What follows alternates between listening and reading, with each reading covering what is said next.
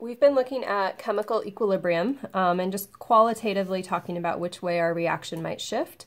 If you wanted to talk more about the quantities of the chemicals that were present, then you could use what's called an equilibrium constant expression. And we will be writing those on this page. Notice these are all equilibrium reactions here with those back and forth arrows.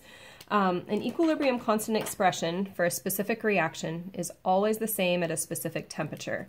So it goes for a specific reaction at a specific temperature. Most often we talk about room temperature because that's where a lot of our chemistry happens. We can only use concentrations or gas pressures. So concentrations mean I would see aqueous phases, or gas that I would see gas. So those are the only phases that will be included here. If I take a generic reaction, and again, this is an equilibrium reaction, right? You can see that back and forth arrow in the middle, where the lowercase letters are the coefficients, and then the uppercase are the chemical symbols.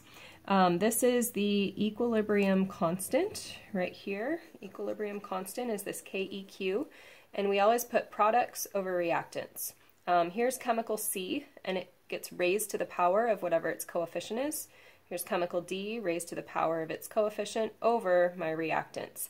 And again, I would only include chemicals that have aqueous or gas. So we're not going to do calculations with these. When you go on to Chem 1B, you'll learn to work with these more.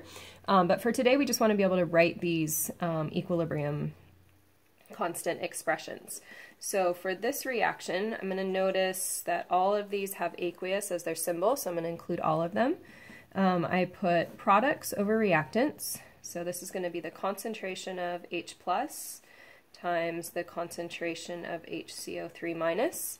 The coefficient on both of these is just a 1, and so this is raised to the power of 1 on both of those, which I can just leave off ultimately. That doesn't change the value. And then over reactants, H2CO3, so again the brackets mean the concentration of, and if I look at the coefficient in front of H2CO3, it's also 1, so my coefficient would be 1 there. So these A, B, C, and D lowercase are all of my coefficients in an equilibrium expression.